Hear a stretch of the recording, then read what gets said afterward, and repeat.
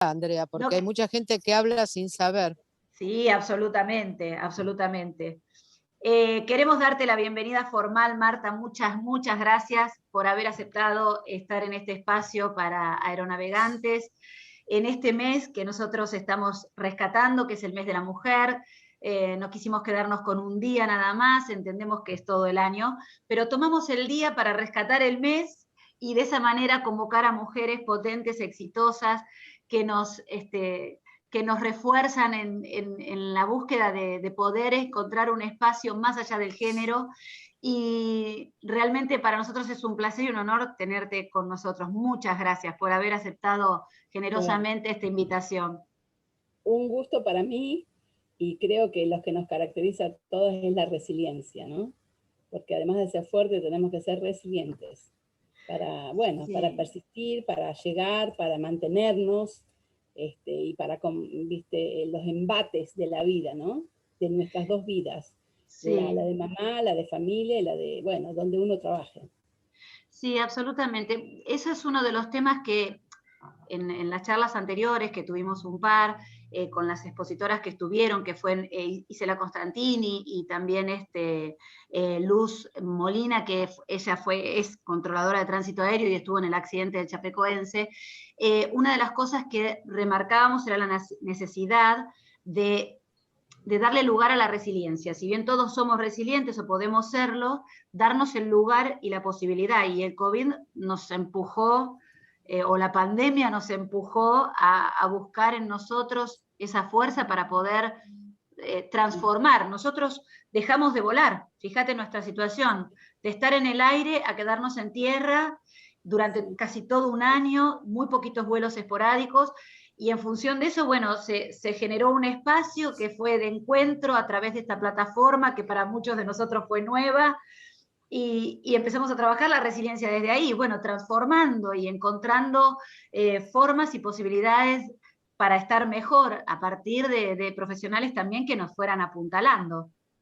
Tal cual, tal cual. Y como yo siempre digo, yo soy una persona muy optimista, realista, porque bueno, cuando empecé a informar esto que yo venía leyendo y cómo yo lo interpretaba, fui dando ideas, y esas ideas están muchas subidas en entrevistas.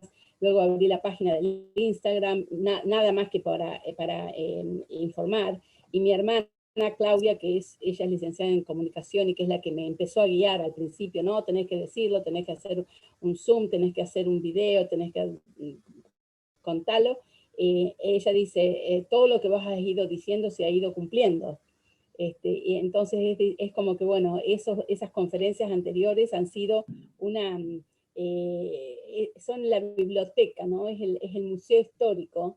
Entonces, bueno, a pesar de ser realista, mi realidad estuvo en eso, de plantear una cuestión real, soy optimista, siempre miro lo que tenemos y no lo que nos falta en el vaso. Y creo que eso es muy importante, tener una actitud positiva más que pesimista. Y eso te lleva a la resiliencia. Que ese es un excelente Cierto. punto de partida para esta charla y para este encuentro. Antes de seguir avanzando, quiero mencionar tu formación, que me parece valiosa y necesaria de rescatar.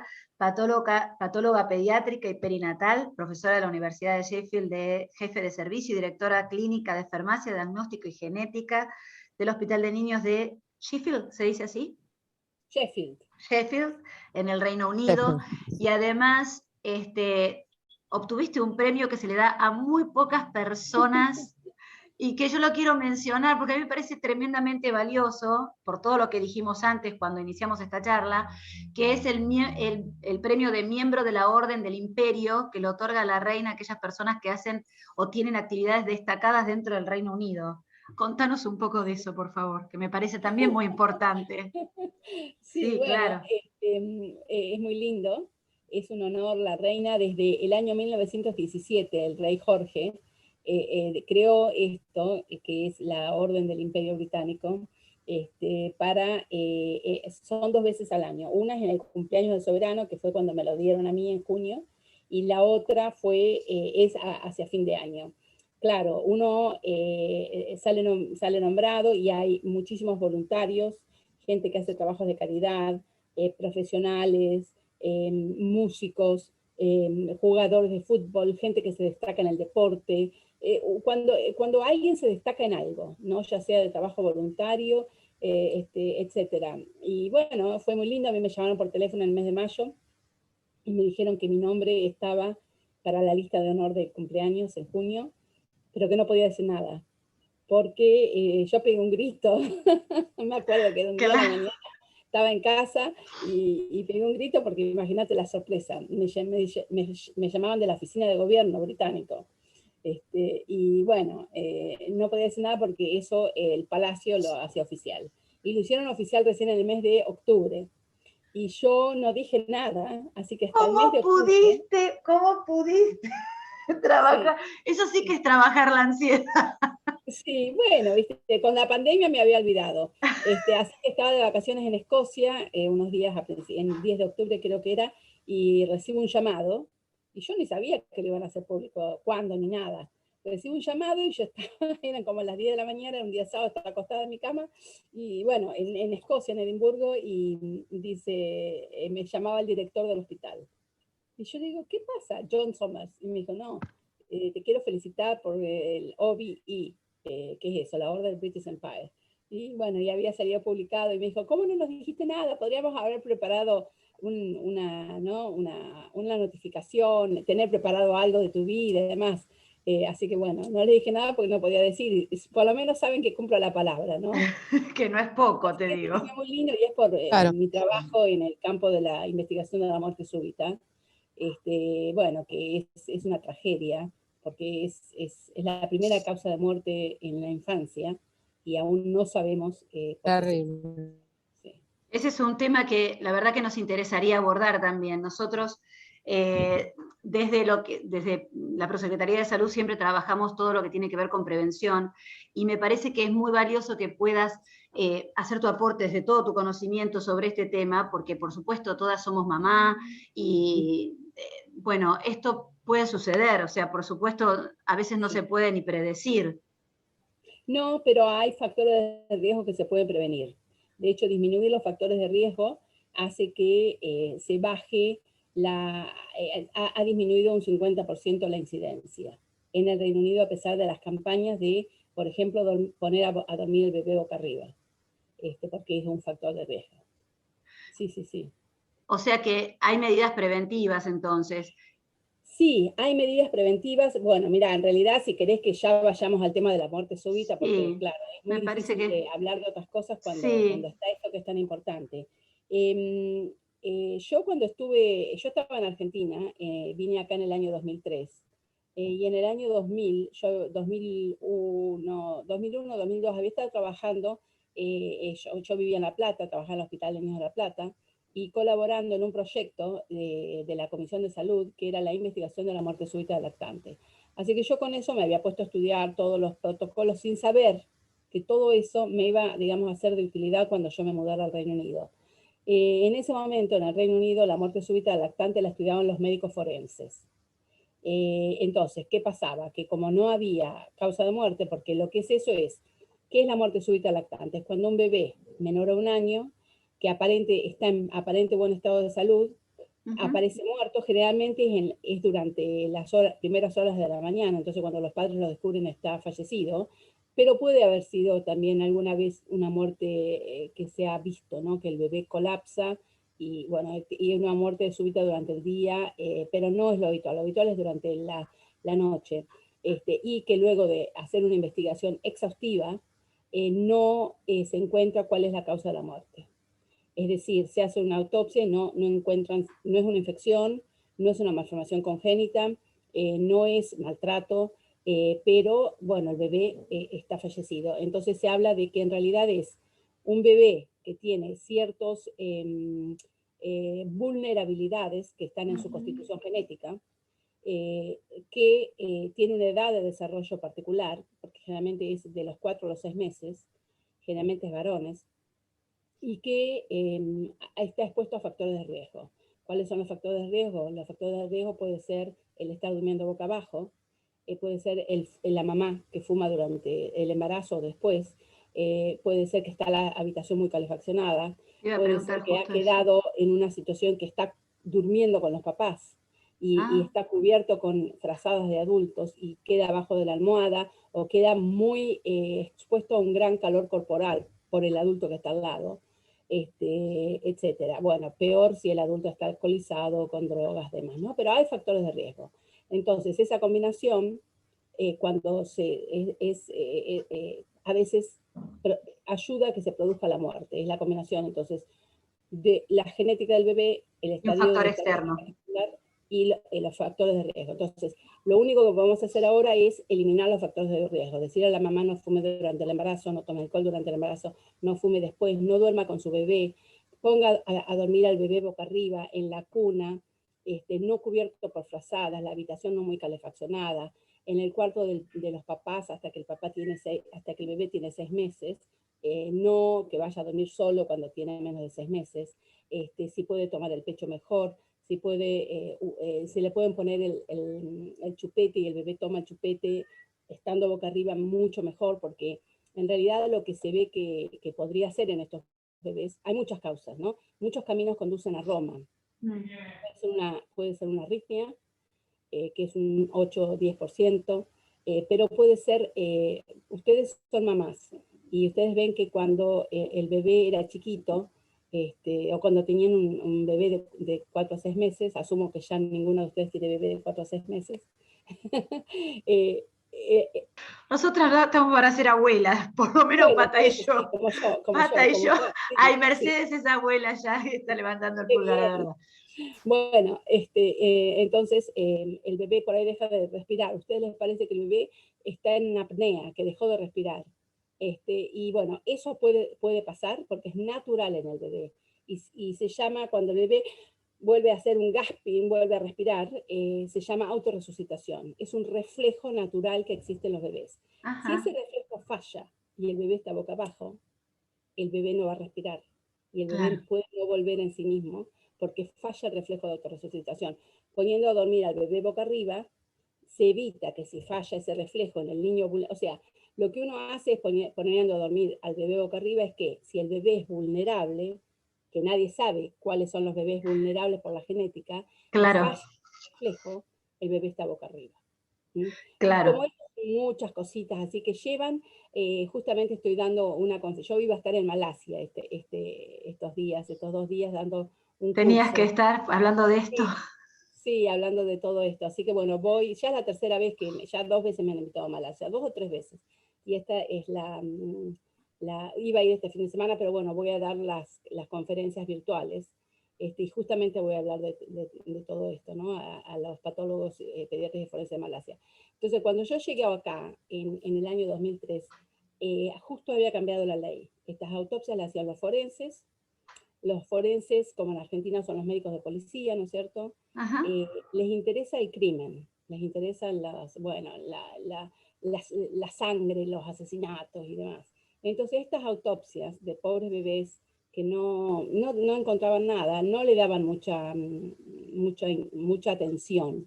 Por lo tanto, no se hacían análisis ni genéticos, ni análisis metabólicos, ni análisis de ver si tenía una infección el bebé. Los casos quedaban un poquito mirados por arriba.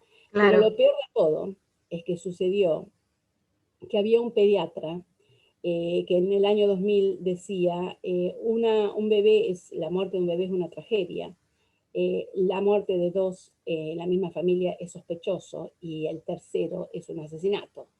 Es decir, que no reconocía que en realidad cuando hay factores genéticos en la familia, eso se repite, y que si el bebé murió por una arritmia de origen genética, puede pasar en el hermanito, puede pasar en el hermanito. Es Claro. decir, que las muertes se pueden repetir.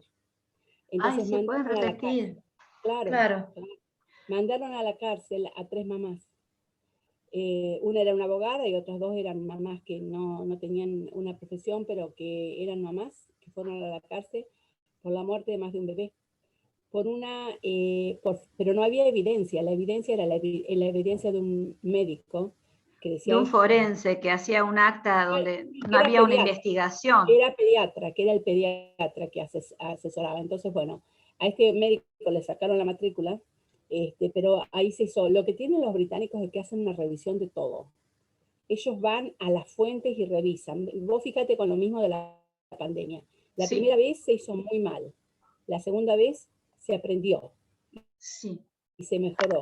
Entonces, todo constantemente nos estamos haciendo una revisión, estamos haciendo, digo, porque tenemos que aprender de nuestros errores, ¿no es cierto? Y eso es algo muy bueno y hay que tener mucha humildad para hacerlo, ¿no es cierto? Esa Entonces, capacidad de aprendió. actualización es maravillosa, porque Sí. además también nos pone a todos, porque hoy nos estamos observando en el mundo inevitablemente, qué es lo que sucede en un país, qué es lo que sucede en el otro, cómo accionamos, qué repetimos, qué tomamos, y esto que vos estás diciendo es buenísimo, porque en alguna medida nos ayuda a todos a aprender, porque es verdad, en una primera Sí. instancia, cuando estalló todo lo de la pandemia, el Reino Unido tuvo una actitud frente a esto que era por ahí más laxa, bueno, con esto de la inmunidad de rebaño, ¿no? Bueno, salgamos y nos contagiamos y después, bueno, hasta el primer ministro que se contagia, ahí empieza a haber como un movimiento de Yo recambio te y decir, diría que no, recién en enero empezamos a hacer las cosas bien.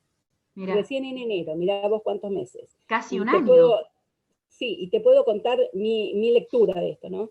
por Pero bueno, favor. yendo a lo de la muerte súbita, ya para ir redondeando este Sí, tema, obvio, sí. fue muy interesante porque cuando se hace el nuevo protocolo, en el nuevo protocolo participa la policía. ¿Cómo la voy a investigar a la policía estos casos?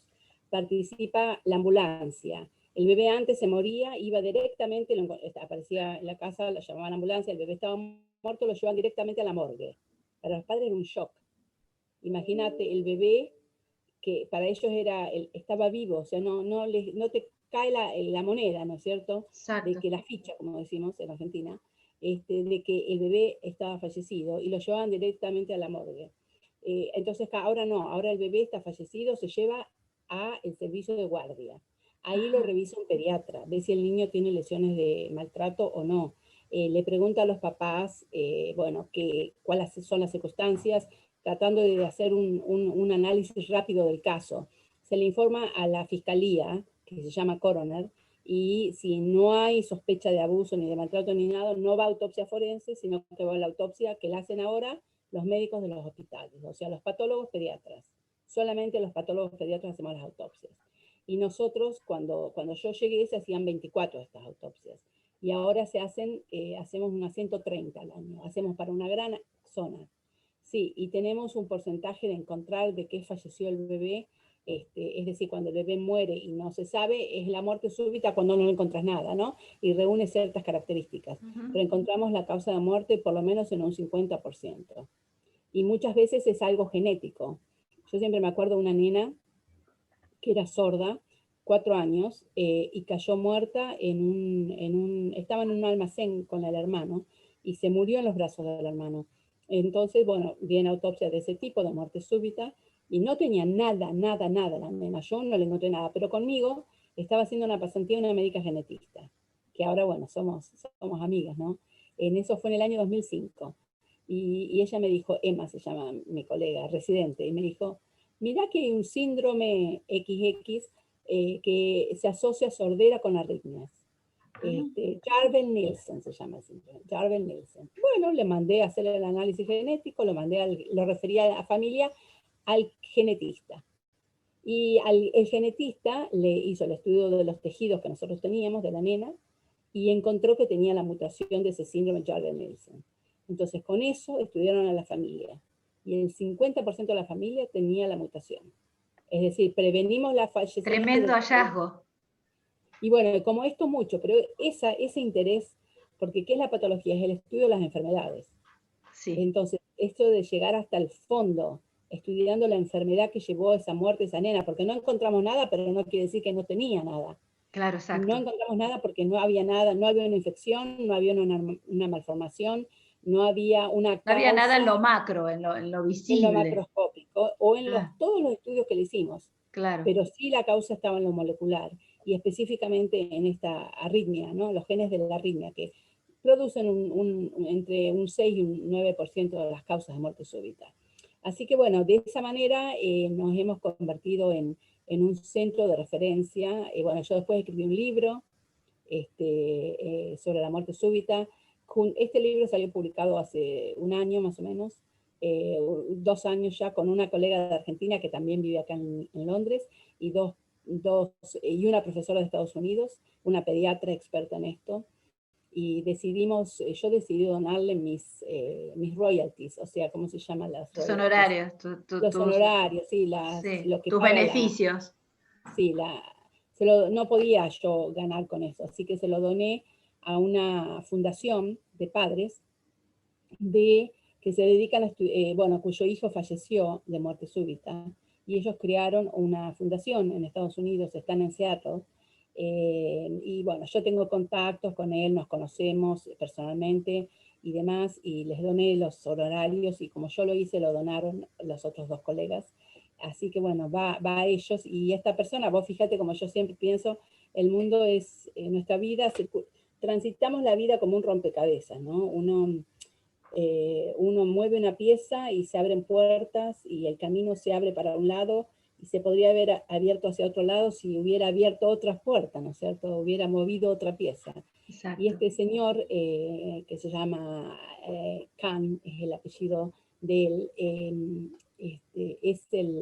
es uno de los directores de Microsoft en Seattle, es el número 3 de Microsoft. Ah, mira vos. De hecho, yo voy a sus meetings que los organiza en Microsoft desde su fundación, pero obviamente, y justamente lo que hace, su expertise es el análisis de datos. Él es un analista de datos y es el director de análisis de datos de Microsoft. Y bueno, esto es lo que viene ahora. Vos fíjate cómo se va, porque ahora cuando hagamos todo el próximo paso para el estudio de la muerte súbita va a ser que cada bebé que se muere de muerte súbita, le vamos a hacer el análisis genómico de todo el genoma, en donde vamos a saber cuáles son las mutaciones que tienen, y además cómo se relacionan, va a ver a lo mejor cómo se relacionan unas con otras, ¿no? Pero eso es toda una cantidad de datos que va a surgir, que nosotros no tenemos, los médicos no podemos analizarlo.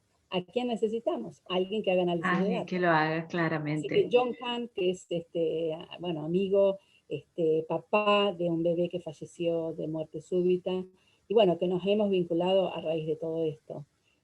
Hace varios años ya, y bueno, creo que... ¿Viste personas también, aparte por la cantidad de gente que hay?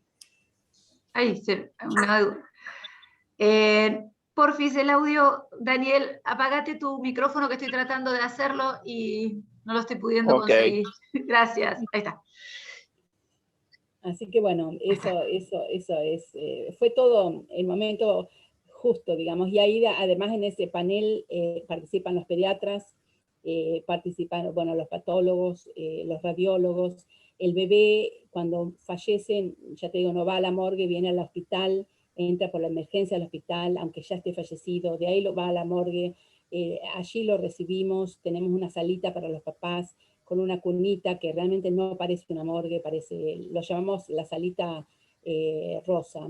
Y bueno, y si quieren una bendición de cualquier fe, de cualquier religión, se lo podemos conseguir.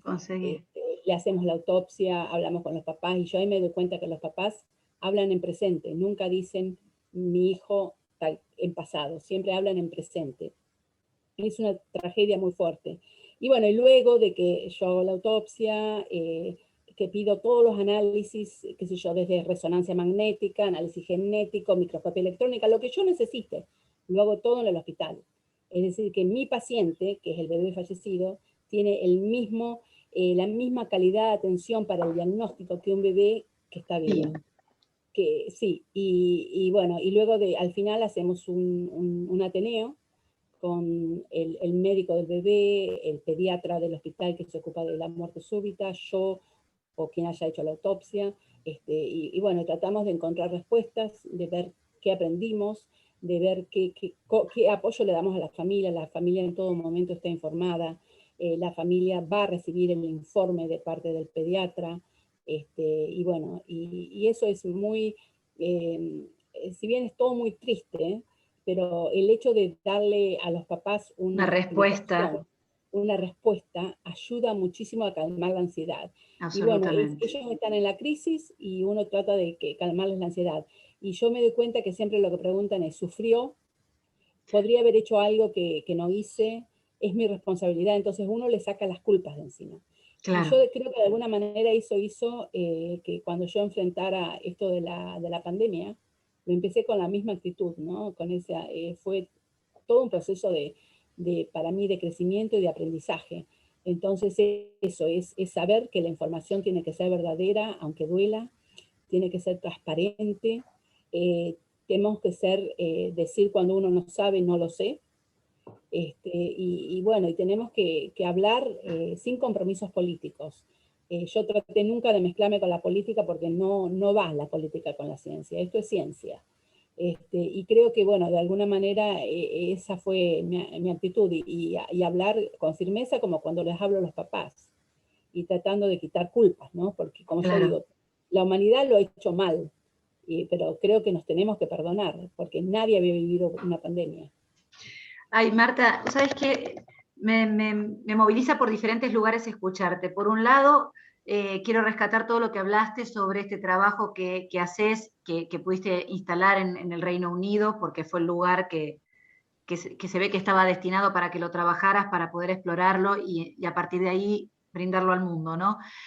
Todo lo que pudiste hacer, esa transformación tremenda para esas madres que sufrían la pérdida de sus hijos a veces de manera repetida y no terminar encima acusadas, claramente a partir de todo este trabajo como que fue el punto de partida, ¿no? Es que se te otorga este premio de miembro de la Orden del Imperio y cómo lo pudiste, me encanta cómo lo pudiste llevar a este presente donde hoy estamos todos transitando a nivel mundial esta pandemia y necesitamos comunicadores que sean claros, que es lo que hablábamos al principio, ¿no? No solo saber, sino saber decir, saber hacer, que a veces es lo más complicado, y me gusta mucho esto de correrlo de la política, corramos todo lo que sea político y centrémonos en las necesidades de cada una de las personas de diferentes partes del mundo. ¿Y cómo Exacto. encaramos esto? Hablamos de resiliencia, hablamos de información, de una buena recopilación de datos para poder saber cómo operar. Y esto que hablábamos hace un instante, que se mezclaba cuando hablaste recién de muerte súbita, esto de eh, saber decir me equivoqué. Bueno, encaramos por este camino, pero no es. Esperen, esperen que no, porque los que estamos un poco más atrás estamos observando qué hacen realmente países como el Reino Unido, estamos mirando Europa, qué movimientos hace, cuando llega la segunda, la tercera ola, si se cierra de nuevo, si no se cierra de nuevo, porque esto genera tremendas expectativas. Las vacunas que no terminan de llegar para todo el mundo, que son lo que son y que, bueno, han cumplido también sus procesos. Pero antes de meterme en la vacuna, digo, vuelvo a la pandemia con esto que mencionabas de cómo se comportó el Reino Unido Sí, con sí. la inmunidad de rebaño, arrancamos por acá, paramos por allá, vamos por el otro lado. Sí, bueno, cuando empieza la pandemia, en la Argentina fue muy temprano el cierre y aquí fue muy tarde. El Reino Unido comenzó en la cuarentena después que en Argentina, siendo que acá Europa ya era un foco, ¿no es cierto? Bueno, al principio, como vos decías, no usábamos barbijo, el primer ministro decía no es necesidad de barbijo, no, vamos a tener la enfermedad de rebaño, y le dieron prioridad a la economía. Es decir, se priorizó la economía, no se cerraron los negocios, no se cerró nada, y bueno, estuvimos bastante mal, con muchos fallecimientos. Se hizo mucho error con los adultos mayores, porque los adultos mayores de 80 se los envió a los asilos de ancianos, porque se necesitaban las camas para los hospitales, para los pacientes de COVID. Entonces los que estaban internados se les dio el alta, se los devolvió a los asilos de ancianos, estaban sin testeos, volvieron contagiados, nadie se ocupó de ellos y contagiaron al resto. Entonces hubo una gran mortalidad entre los adultos mayores por por un error de cálculo del personal que tomó la decisión en ese momento. Durante el verano bajamos a prácticamente cero, había días que no había casos, no había testeos masivos, la gente se iba de vacaciones, no se testeaba ni en línea a volver, nada, no usábamos máscara porque ya no había casos, y así viajamos para Europa. Yo, por suerte, siempre me voy de vacaciones a España, no fui, porque consideré que no era adecuado, menos mal, porque en el noreste de España surgió en junio lo que dio lugar a la segunda ola.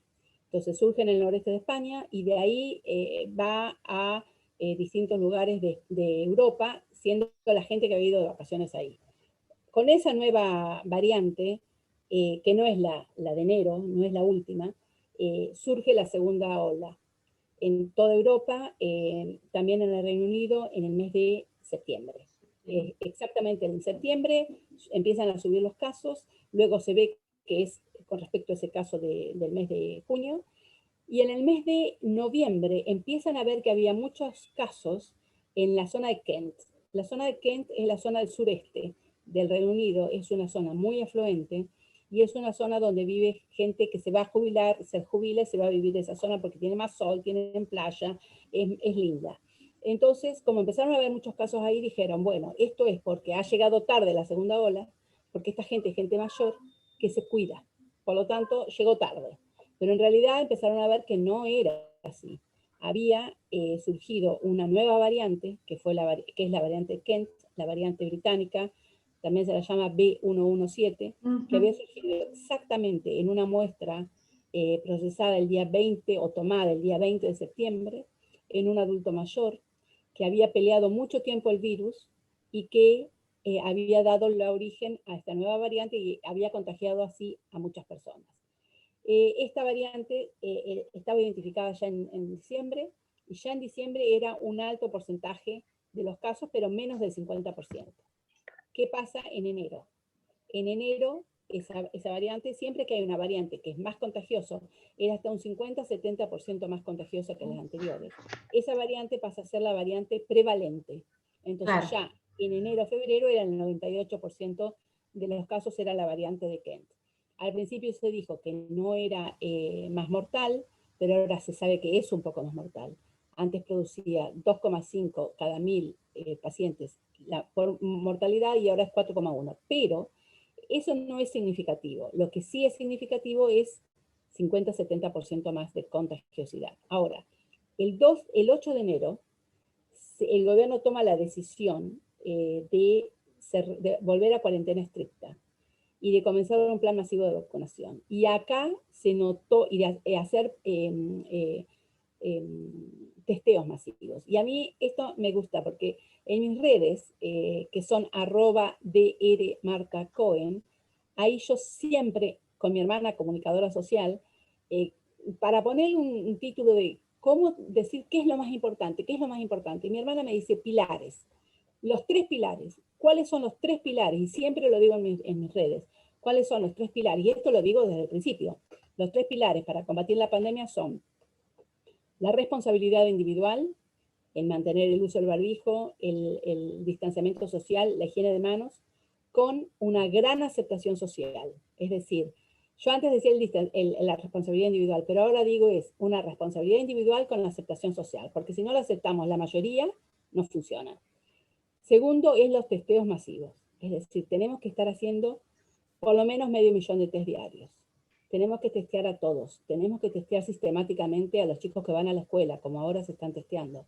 Tenemos que testear a los asintomáticos porque son el 80%. Tenemos que testear a los contactos de los contactos porque así es como se transmite el virus, ¿no es cierto? Y la otra cosa es, bueno, también hacer un 10% de esos test tienen que hacerse el análisis genómico para saber si hay alguna nueva variante, ¿no es cierto? O si hay variantes de otros países que están circulando en nuestro país. Y la tercera es, obviamente, la vacunación.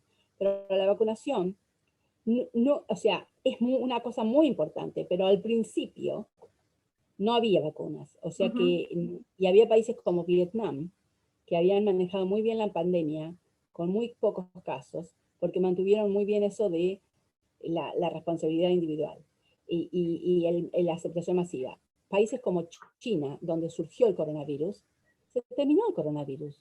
Porque, eso es lo que yo no lo puedo entender. Pero o sea, porque obviamente ellos naturalmente usan el barbijo, ellos naturalmente son, no como los latinos que nos estamos abrazando y besuqueando todo el tiempo, son más distanciados. Y el gobierno, en el mes de abril estaba haciendo 6 millones de test diarios. 6 millones de test diarios. Y acá no se hacían test.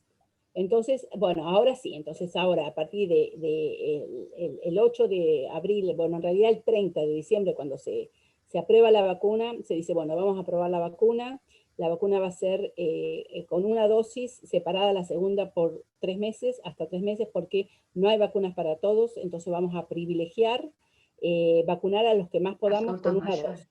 La segunda dosis tiene que ser porque si no se pierde esa inmunidad, ¿no? Pero puede ser diferida hasta los 3 meses. Y el error que habían cometido de decirle de dejar a los ancianos desprotegidos, lo cambiaron vacunando a los primeros. Lo compensaron porque fueron los primeros que vacunaron. Y eso es lo que yo también siempre digo en todos los medios, es que en Argentina se ha vacunado gente joven. Por ejemplo, maestros, yo sé con Sinopharm que no se puede dar todavía, pienso que pronto va a empezar a los adultos, pero mucha gente que recibió la Sputnik y que eran jóvenes, y no privilegiaron a los adultos mayores. Mi papá tiene 99 años y 7 meses y no se fue vacunado. Todas mis tías tienen más de 87, ninguna fue vacunada. Es decir, y hay personas que han recibido, el mismo pueblo, Trenquelauquen, las 2 dosis de la Sputnik. Entonces, por eso es la idea de decir, bueno, denle una dosis y esperen la otra hasta los 3 meses porque funciona. Acá funcionó. Entonces, dijeron, bueno, vamos a vacunar primero a los de 80 años para arriba de los geriátricos y el personal que los cuida. Segundo, a los de más de 80 años que viven en la comunidad y a lo personal de salud de primera línea. Tercero, a las personas de más de 70 años, a los vulnerables, a los discapacitados, a los que los cuidan y al resto del personal de salud. Y así fueron bajando, más de 65 años, más de 60 años, y bueno, ahora hasta el 15 de abril van a llegar a los más de 50 años. Ya están, para el 15 de abril, todos vacunados. Y ahí se comienza a dar la segunda dosis. ¿Qué logró esto? Bueno, por supuesto, eso sumado a una cuarentena estricta. Todo el mundo usa máscara. Yo sé que en Argentina la gente me dicen que va con la máscara colgada, pero que nadie la tiene puesta. No, todo el mundo usa máscara afuera, adentro. Afuera no tenés obligación de usarla, pero adentro sí. Cerrado todo. La escuela cerró por 2 meses, que no había cerrado antes. La escuela. Cerró todos los salones de belleza. Las peluquerías, eso recién abren el 12 de abril. Después cerraron, obviamente cerraron los restaurantes, que van a abrir recién restaurantes y hoteles a mediados de mayo. Y vamos a volver a una vida normal, usando la máscara siempre. El distanciamiento social, eso no va a cambiar. Junio, alrededor del 15 de junio. Y está bien que bajaran de 68.000 en los casos diarios, las infecciones diarias, el 8 de enero, 5.000 estos días. Y los fallecimientos, que siempre son unas 3 semanas después del diagnóstico, del test, bajaron de 1.890 a mediados de máximo a 51 más o menos. Así que, y bueno, han llegado a ser 600.000 test diarios. Me parece fantástico porque es por primera vez que se da se escucha la ciencia. La variante de Manaus se la encontró acá. Hubo 6 casos. Sí. Esa variante es terrible. Esa variante va a azotar a Latinoamérica. Hoy estaba escuchando que en Brasil, que es esta variante. Hoy estaba escuchando que en Brasil, que es de donde nace esta variante, es tremendo lo que está generando. Brasil está muy complicado hoy. También que el presidente tuvo una decisión bastante particular en cómo llevar adelante la pandemia, ¿no? Dentro de su país. Pero está muy complicada Brasil con los contagios, con la falta de suministros, hospitales. Sí, se va a complicar más porque yo escuchaba que ayer estuve mirando las cifras de Brasil hoy, y bueno, obviamente esta variante surge en Manaus. Hay muchísimos casos en Sao Paulo, que es un peligro para Argentina porque está cerca. Se está adquiriendo, ayer viernes hubo 90.000 casos. Esos 90.000 nuevos, más de 90.000, eran como 90.000, un poquito más, nuevos casos. En realidad, las muertes de esos casos se van a ocurrir en 2 o 3 semanas. Es decir, que si ahora ha habido casi 3.000 casos con menos de 90.000, esperen a que estos 90.000 en 2 o 3 semanas lo que va a ser la mortalidad de los que ahora están diagnosticados.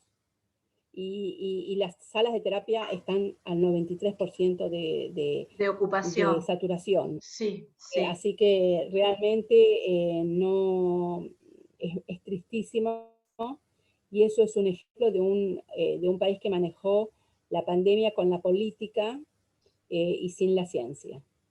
Sí, sí, creo Así que que bueno, una vez que pase me todo esto alegro vamos que a hacer acá como se distintas haya... lecturas. Por supuesto, yo lo que digo es que, yo siempre digo muchas cosas, ¿no?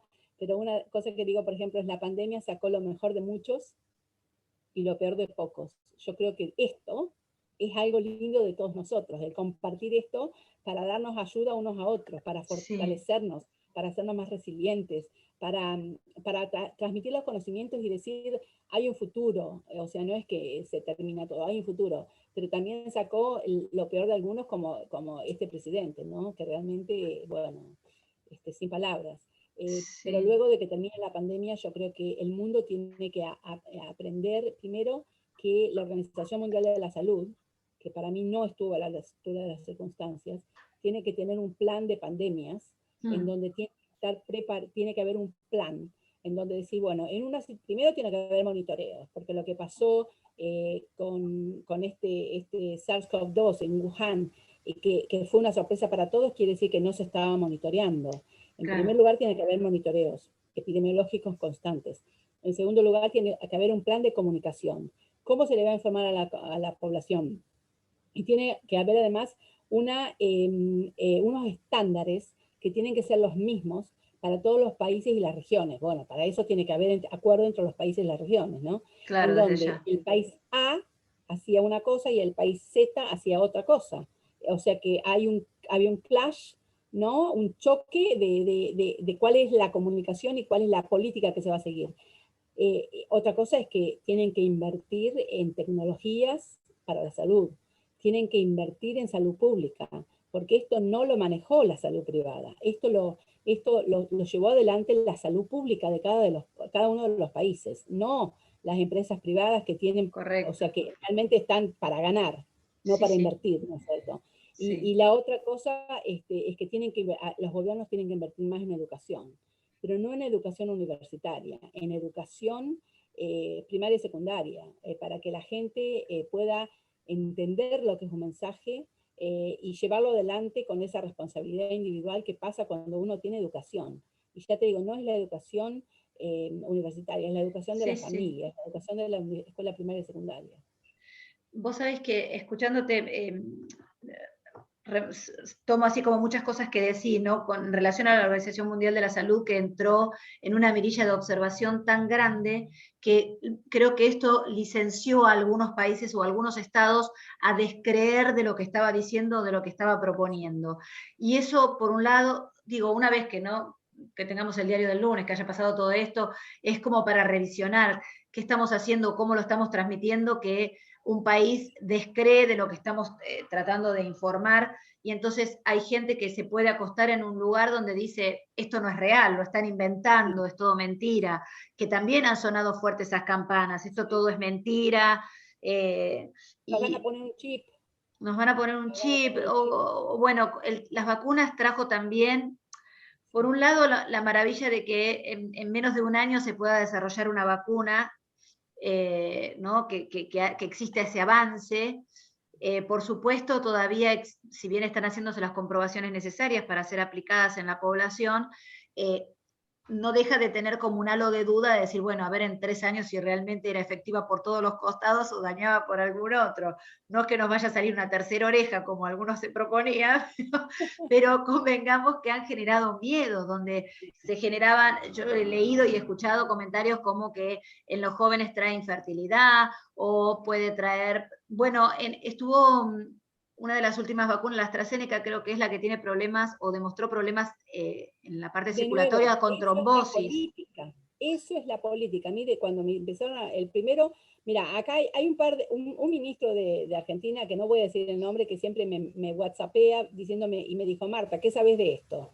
Entonces yo, que acá no había escuchado nada, porque es verdad, muchas veces yo escucho la radio argentina y me entero allá cosas de acá antes que acá. Entonces, Nosotros sabemos todo, Marta. Eso Argentina no lo pierde. Argentina sabe todo antes que el propio INDIC. Miro y le digo, mi lectura de esto es algo político de la Unión Europea y es triste y lamentable. Y le contesté eso. Y bueno, y al fin y al cabo me dio la razón lo que pasó, porque lo que sucedió fue, en realidad, primero es el Brexit, y ya las relaciones entre el Reino Unido y Europa están tensas. Sí. Segundo, a principios de enero, Oxford AstraZeneca le dice, él tenía un contrato de darle, le había vendido 100 millones de vacunas que le tenía que entregar en enero, y le dice, no se las puedo dar, les voy a dar 25, o sea, un cuarto. Entonces, ahí sale la presidenta de la Unión Europea, que es una holandesa, y dice, como yo digo, con los tacones de punta, dice, acá no van a salir vacunas del territorio europeo si los europeos no están primero vacunados. ¿Por qué? Porque Oxford AstraZeneca tiene una fábrica en Argentina, está también haciendo las vacunas en China, que son las de Covishield, y tiene una fábrica en Bélgica también. Entonces, obviamente, se refería a esa fábrica de AstraZeneca en Bélgica. Entonces, sale todo eso. Inmediatamente después dice, las vacunas de Oxford AstraZeneca no se aprueban para los mayores de 65 años porque no está confirmada la seguridad, que no es verdad, porque acá se vacunaron, se probó en personas de hasta 87 años, y los primeros que se vacunaron fueron los mayores de 80 años, y no hubo ninguna muerte, ninguna complicación, nada. O sea que eso era todo, era embarrar la cancha. Claro. Y generar ahora, miedo, que eso también es una cosa que se trabajó mucho durante esta pandemia, generar bolas de miedo. Sí, y genera desconfianza, porque es lógico. La persona que está en el medio dice, ¿qué hago? ¿A quién escucho? Entonces, lo último que hicieron fue esto. Hubo una señora que lamentablemente falleció por una trombosis en Austria, de unos 49 años, a los 10 días de la vacuna de Oxford AstraZeneca. Empezaron a investigar y había habido en 5 millones de vacunados, 30 episodios, pero una sola fallecida, que era esta señora. Y empezaron a investigar. Bueno, entonces dijeron, la vamos a suspender, mientras tanto se investiga por 2 semanas, lo suspendemos. La organización, la Agencia Europea de Medicamentos le dice, nosotros no aconsejamos suspenderla, no hay indicios de que sea una relación causa-efecto. Aquí se dice lo mismo el laboratorio de AstraZeneca, la Organización Mundial de la Salud dice lo mismo, acá se investiga, había habido 37 episodios de trombosis en el periodo en que se vacunaron 11 millones con esta vacuna. Ahora, ¿qué pasa? Las trombosis, las embolias, son una complicación natural de la edad y de las personas. O sea, es algo que sucede, la gente tiene, a veces sobrevive, a veces se muere. ¿Cuántas debería haber habido? Porque se producen en personas de más de 80 años, 13,4 cada 1000 personas más de 80 años por año. ¿Cuántas debería haber habido? Para los 11 millones de vacunados, calcularon 1000 embolias en ese periodo, pues hubo 37. Entonces dice Oxford, en realidad protege, no produce trombosis. Bueno, finalmente se descartó, se aceptó de vuelta la vacuna, pero ¿qué pasa? La gente no quiere vacunarse. Claro, ya generó desconfianza, claro. Y yo los entiendo. Entonces, esto es la miseria política, que genera todos estas tensiones políticas por detrás y que llevan a que manejemos la pandemia mal, ¿no es cierto? Claro. Y estos errores de la política influyendo la salud, eso es un gran fracaso moral. La verdad que sí, porque esto nos pone a todos en un lugar de duda y de desesperación que no colabora con lo que estamos viviendo. Necesitamos, si bien en vez de salir todos a aplaudir que podemos tener una vacuna en un año, salimos todos con una bandera de desconfianza, y yo me incluyo, porque en un principio también dije, yo ni loca me vacuno, la vacuna viene de Rusia, no sé qué me van a poner, para serte honesta. Pero bueno, a medida que va pasando el tiempo, uno va leyendo cada vez más, se va informando, escucha otras voces, porque eso es importante, escuchar muchas voces para poder discernir, bueno, por dónde me están llevando realmente con la información, y eso nos empuja a decir, bueno, hoy los tripulantes estamos pidiendo ser vacunados porque estamos moviéndonos en un espacio que, si bien están los filtros que funcionan como preventivo, pero de todas maneras estamos en un nivel de exposición muy alto. Nosotros nos ha sucedido ya, a mí en varias ocasiones, de bajar de un vuelo y que me digan que 2 horas después me llamen y me digan había un pasajero que era positivo, o que la tengo arriba del avión recién embarcada y le llega el resultado diciéndome que es positiva a COVID, con todos los pasajeros ahí, o sea, tenemos un nivel de exposición que es importante. Quiero decirte, salimos de un lugar donde decíamos las vacunas no, a un lugar donde decimos las vacunas sí, y las necesitamos, y nos sentimos expuestos. Por supuesto, prefiero que se la den ante mi mamá, que tiene 82 y la sigue esperando. Pero los tripulantes estamos en un nivel de exposición que creo que todos, por supuesto, pueden ejercer el derecho de decir, no, no me quiero vacunar, pero sí tener la posibilidad de acceder a esa vacuna, como personal esencial también. Sí. Va a llegar para todos. Yo como, mira, ahora con todo esto, esta locura mía, de notas y cosas, y que he aprendido tanto, ha sido un gran aprendizaje para mí toda esta pandemia, ¿no? En muchos aspectos. Pero me han hecho columnista de un diario inglés. Entonces mi primera nota, que si van a mi página la van a ver, al Instagram la van a ver, fue sobre comparar esta pandemia con la pandemia anterior, porque las pandemias pasan cada 100 años, esta se va a pasar, pero va a venir otra, nosotros ya no estaremos acá, pero es importante que dejemos los protocolos hechos, ¿no? De cómo estar preparados mejor. Pero bueno, ¿qué pasó con la pandemia anterior? La pandemia anterior, vos decís, la vacuna estuvo en 1 año, la vacuna estuvo en 10 meses, la vacuna estuvo en 10 meses, menos de 1 año. Entonces yo en esta nota comparo esta pandemia con la pandemia de la gripe española, que sucedió exactamente hace un siglo, porque suceden cada 100 años, y cómo estaba el mundo. El mundo estaba en una guerra mundial, se murieron de 50 a 100 millones de personas, el 40% de los soldados que murieron en la guerra se murieron por gripe española, no había terapia intensiva, no había ayuda social, no había vacunas, no había medicamentos. No había información como tenemos hoy, no teníamos... El virus de la gripe española, el virus de la gripe, se pudo aislar en el año bueno, yo en mi artículo lo cuento, ¿no? Se pudo aislar de unas personas que habían fallecido de gripe y que estaban en Islandia, en Alaska, y que estaban congelados, y se les pudo extraer el ADN en el año 1997, pero recién en el año 2005 se pudo cultivar el virus y comprobar que ese era. O sea, fíjate cuánto tardó. Y nosotros, o sea, digo nosotros, humanidad, ¿no es cierto? Sí, claro. El 7 de enero se declaró... Se hizo pública el virus. Se hizo público el virus, y en un mes después, alrededor del 7 de febrero, ya estaba el genoma del virus, se sabía cuál era. Y las vacunas se comenzaron a ensayar en el mes de marzo. Así que vos fijate, realmente esto se hizo en 10 meses. Sí. Así que estamos mucho mejor. ¿Cómo no vamos a ser optimistas? Sí que tenemos que ser optimistas. Han muerto muchas personas, sí, pero han muerto menos de 3 millones de personas en el mundo, comparado con los 50, 100 que fallecieron los 2 años. O sea, habrían muerto de 25 millones a 50 millones en un año de la pandemia anterior. Así que sí estamos mucho mejor, pero ¿lo podemos hacer mucho mejor? Sin duda lo podemos hacer. Sin duda. Pero tenemos que ser más humildes, tenemos que aprender a decir, nos confundimos, lo hice mal, me equivoqué, tenemos que aprender a ayudarnos, tenemos que dejar... Y a darle la razón a quien la tiene, que parecería que todos quieren ser dueños de la verdad, todos quieren tener el último dato, convenir que, bueno, este médico dice lo que corresponde, esto está bien dicho. Bueno, para nosotros tenerte hoy acá es un lujo porque realmente respetamos mucho tu palabra. Las personas que trabajan conmigo en la Prosecretaría de Salud, Mercedes Montero, Pata Yurgel, cuando, bueno, armamos la lista de las personas que queríamos tener en estas charlas de marzo y surgió tu nombre, decíamos sí, porque, o sea, nos parece una voz que está muy cerca siempre de, no solo de lo creíble y del conocimiento, sino del optimismo, que se necesita mucho por estos días. No quiero que se vaya más tiempo sin leerte alguno de los mensajes, que hay un montón. Espera que me tengo que ir.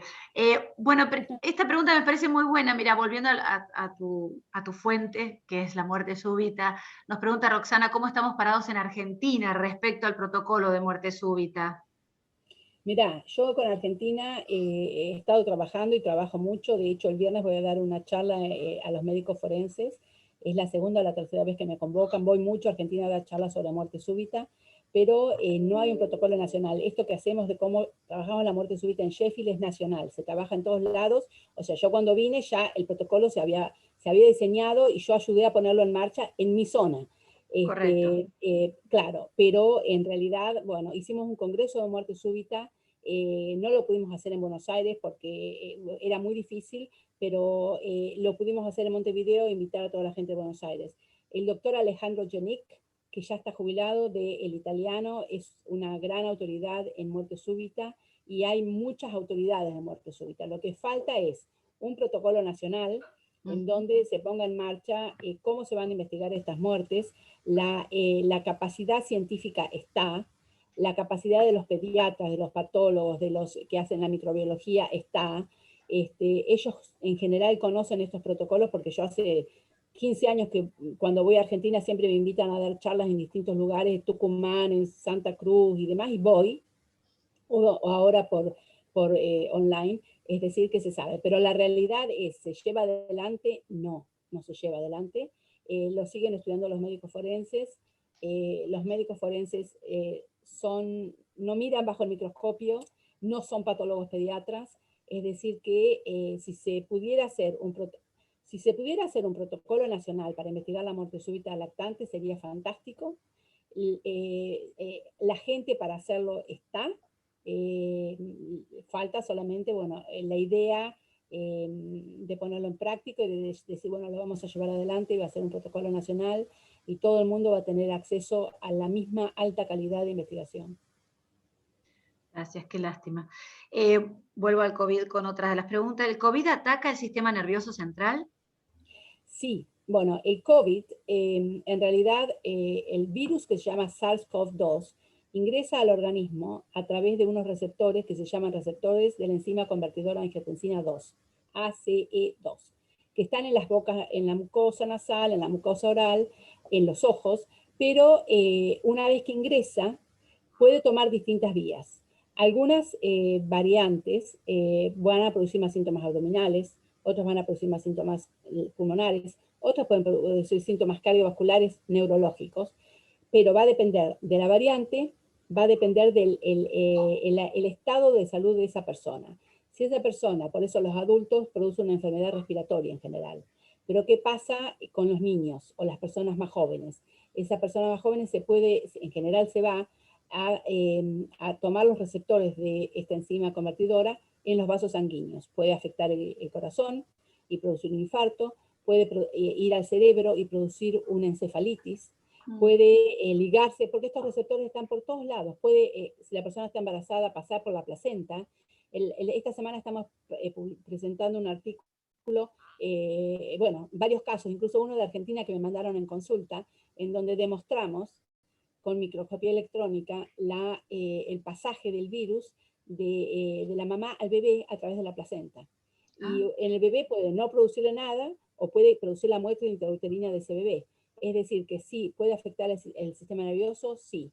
Puede producir, bueno, eso del gran cansancio, esos síntomas de agobio, bueno, son síntomas neurológicos muchas veces. Y por supuesto puede producir encefalitis, puede producir un accidente cerebrovascular, porque puede producir la afectación de los vasos sanguíneos en el cerebro y producir un accidente cerebrovascular.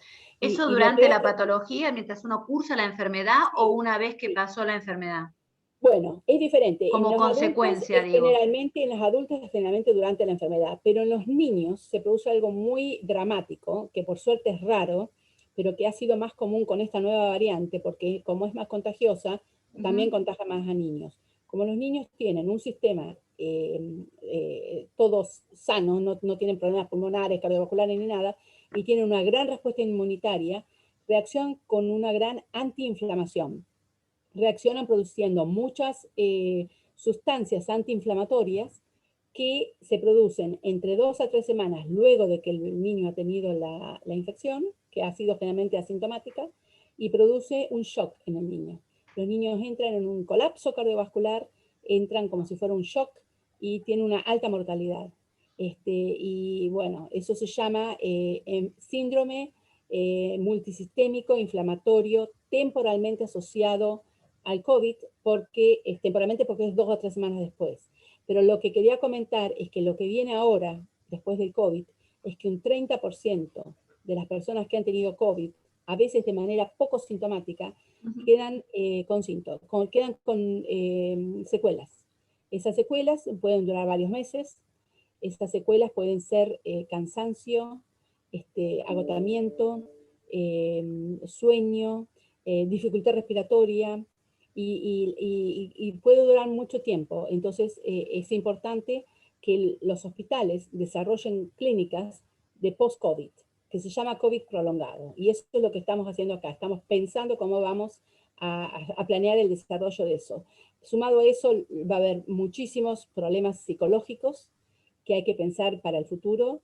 Sí. La atención de estas personas de ansiedad, de estrés postraumático, y lamentablemente va a haber un gran agobio de la salud psicológica y mental de los niños.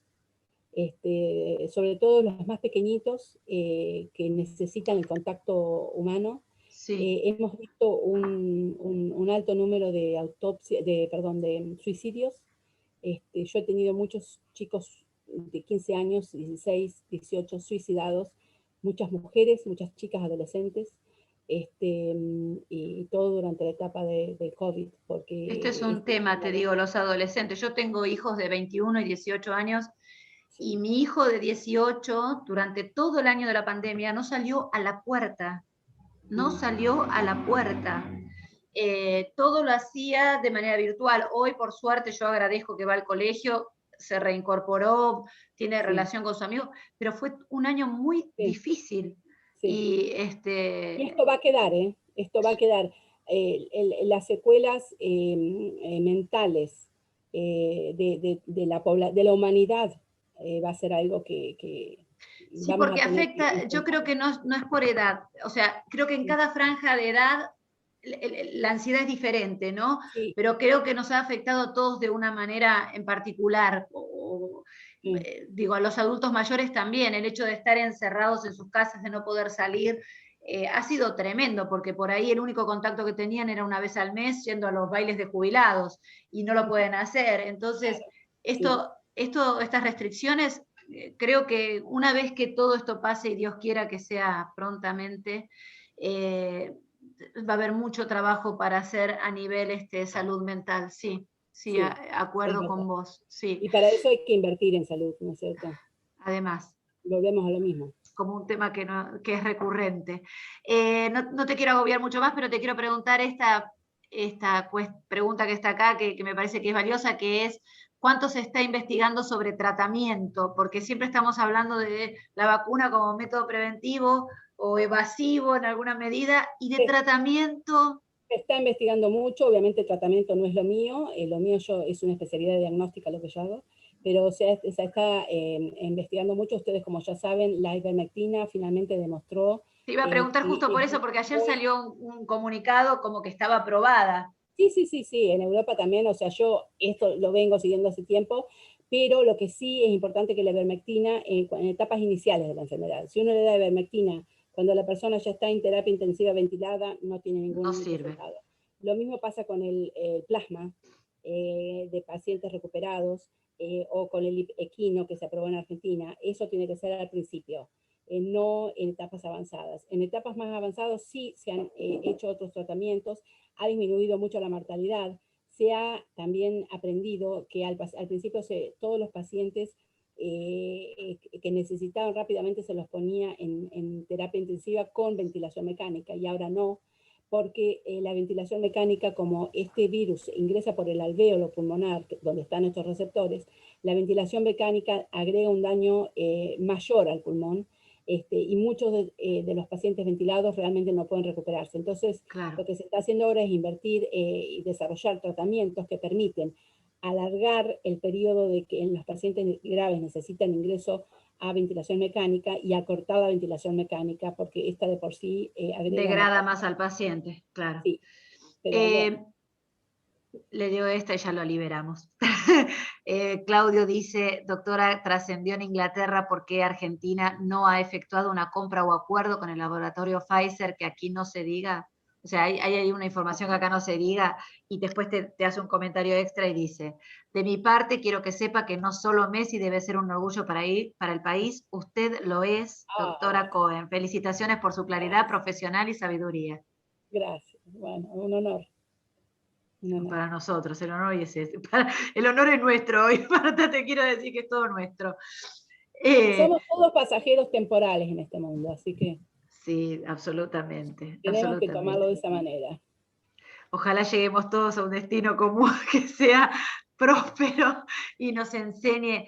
No, o sea, la idea es que, por supuesto, todo lo que transitamos es para aprender, pero que no estemos aprendiendo con tanto golpe, porque creo que la humanidad está muy golpeada hoy, hay mucho dolor, y si bien ha sacado lo mejor de muchas de las personas y lo peor de otras, como usted dijo hace un instante, no terminamos de levantarnos, y eso es lo que a mí me preocupa como bastante. Siento como que a veces estamos girando en el mismo lugar como una noria y... Pero no tenemos que dejar bajar los brazos, no tenemos que bajar los No, brazos. no, desde ya, por eso para creo nosotros que es un gusto invitarla. Más del 50% del camino transitado. Nos queda todavía, ¿eh? Nos queda. Nos Y queda, esto, bueno, va para la parte de inequidad, ¿no? La inequidad en las vacunas, la inequidad en el acceso a la salud, etcétera. Es muy desigual el mundo, ¿no es cierto? Sí. Y realmente yo creo que los países que tienen más, están más desarrollados, tienen más economía, gente más educada y que han invertido más, están invirtiendo más, van a salir antes que países que no han invertido, que lo han hecho no tan bien. Entonces, en este momento el mundo desarrollado tendría que decidir ayudar al mundo no desarrollado o no tan desarrollado para que todos salgamos, porque en este momento tenemos que salir todos juntos. No hay fin de la pandemia si puede salir un país y el resto no, porque claro, ese país va a volver a infectarse. Así que por eso preocupa tanto lo de Brasil, o sea, como uno de los países que tienen esta anarquía tan significativa, porque nos arrastra a todos. Lo que pasa es que esto va de arriba para abajo. Si vos tenés una buena cabeza, está bien para abajo, pero si vos tenés una cabeza que no funciona, como es mi opinión de Brasil, perdón. No, sí, es una opinión compartida. Sí, es lamentable. Sí, es lamentable. Bueno, más halagos para usted, una capa total esta mujer, orgullo argentino. Doctora, la verdad que más de una hora llevamos hablando con usted, podríamos estar mucho más. Es un placer, le agradecemos muchísimo que haya aceptado esta invitación, gracias a los que se sumaron hoy. Esto queda grabado, después le vamos a pasar el link, por supuesto, para que lo puedan ver nuestros compañeros. Muchas gracias, y bueno, nada, la verdad Cuídense, y bueno, ojalá que otra vez nos volvamos a cruzar nuestros caminos en el aire, en un mundo sin virus. En un mundo sin virus y donde realmente hayamos aprendido a ser mejores humanos. Sí, ¿no? Sí. Bueno, muchas gracias, gracias a todos por estar ahí, gracias Pat también, que están siempre, somos las tres, trabajamos juntas en la Prosecretaría de Salud, así que estamos muy felices de haberla recibido. Muchas gracias y bueno, feliz día para ustedes del mes de la mujer. También. Muchas gracias para todas igualmente, y muchas gracias. Gracias. Buenas tardes, gracias. Chao. Chao, hasta pronto. Chao.